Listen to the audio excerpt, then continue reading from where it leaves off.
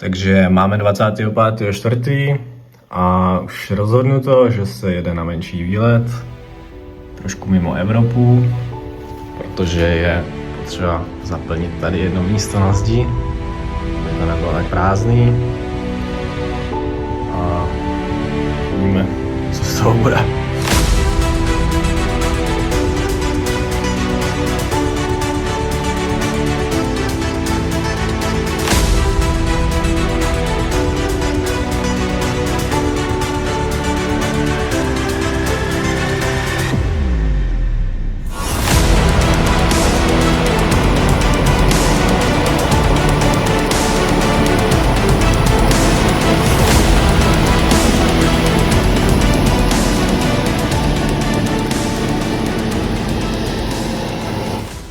Půda tady na východě se chystá na podzim štrýglem, pak čím vejš vlastně v horách to je, tak se i dokonce vorá, ale tady jsem v té nejnižší oblasti někde nějakých 200 metrů nad mořem.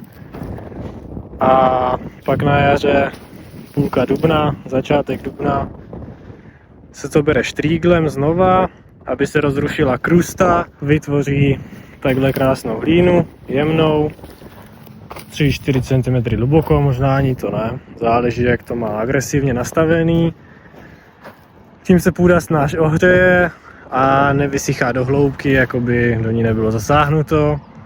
Jakmile se pak půda ohřeje, což bývá poslední dekáda dubna, první dekáda května, máme vlastně 3. května, tak se začíná chystat kultivátorem klasicky.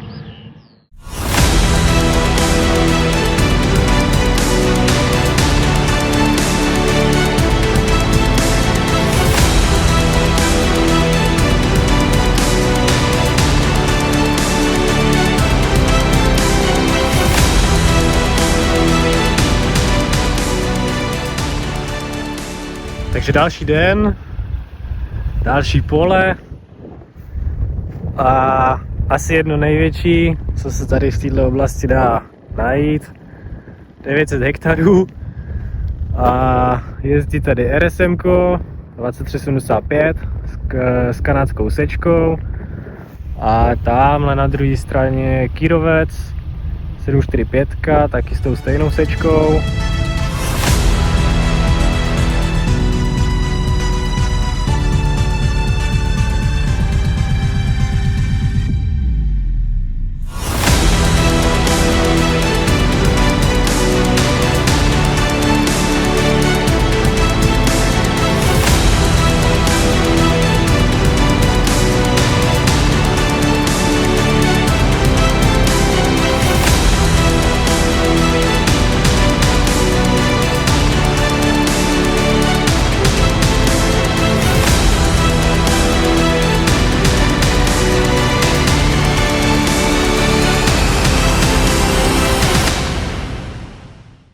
Dneska ráno jsem chtěl jít tamhle směrem k ruským hranicím do jedné vesnice, kde je tak šílená farma.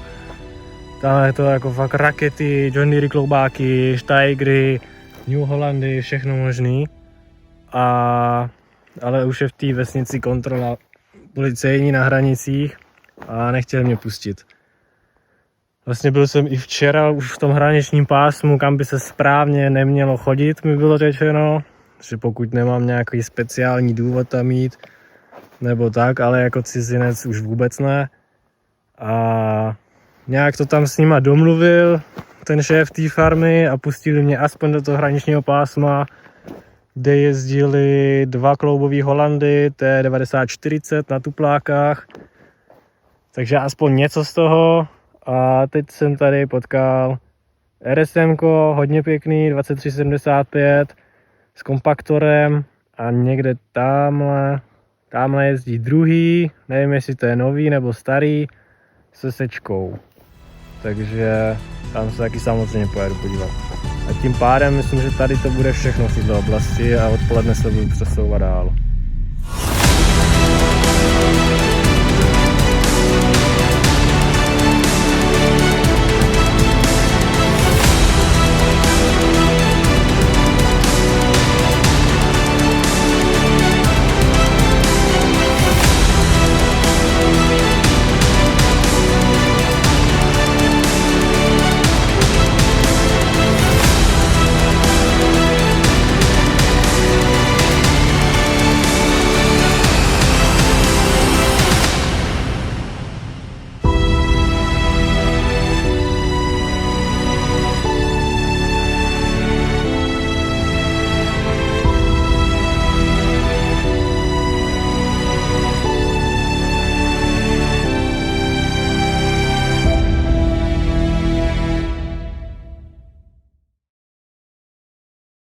Takže po relativně dlouhé cestě do jiné oblasti jsem konečně dorazil, už nějakou chvíli jsem.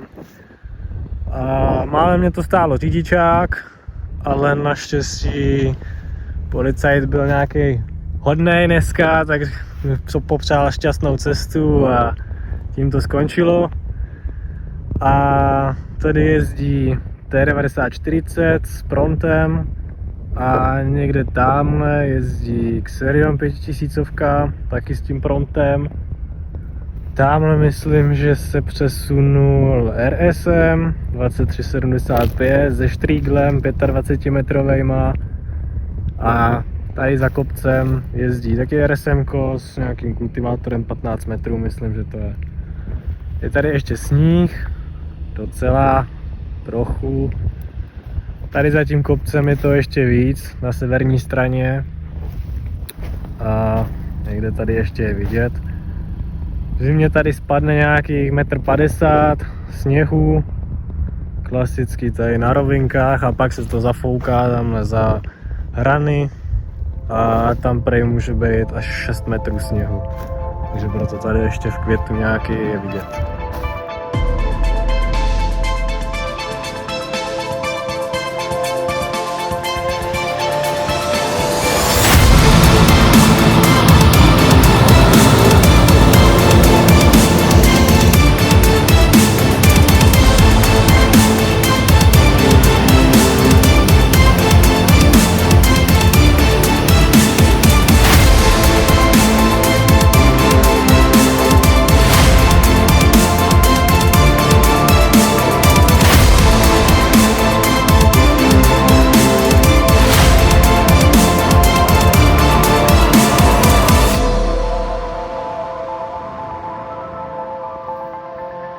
Takže předposlední den, protože ne vždycky jde všechno podle plánu. Počasí zítra v sobotu odpoledne už má začít pršet a v neděli má tam být nějakých 30 mm v celé oblasti. Takže bez šance. A dneska ještě tady je Xerion 5000 na tuplákách s horšem sečkou. A to je asi jedno z posledních, co by mělo být.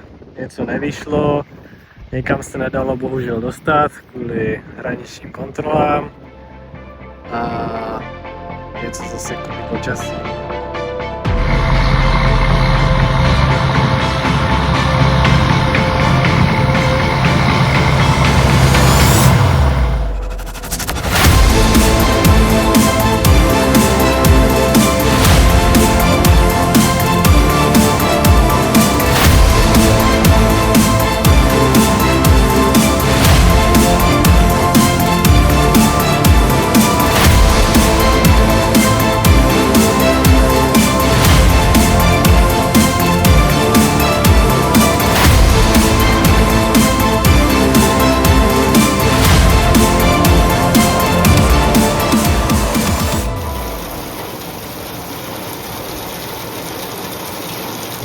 Takže neděle, letadlo letí ve středu 5:30, 1200 km na letiště, takže mám tam vlastně den rezervu a nějaký 3 hodiny prší zase, takže není šance, že by se ještě něco dělo, takže tímhle to vidím jako ukončený a třeba za nějaký roky ještě jednou na sever, nebo těžko říct, co bude.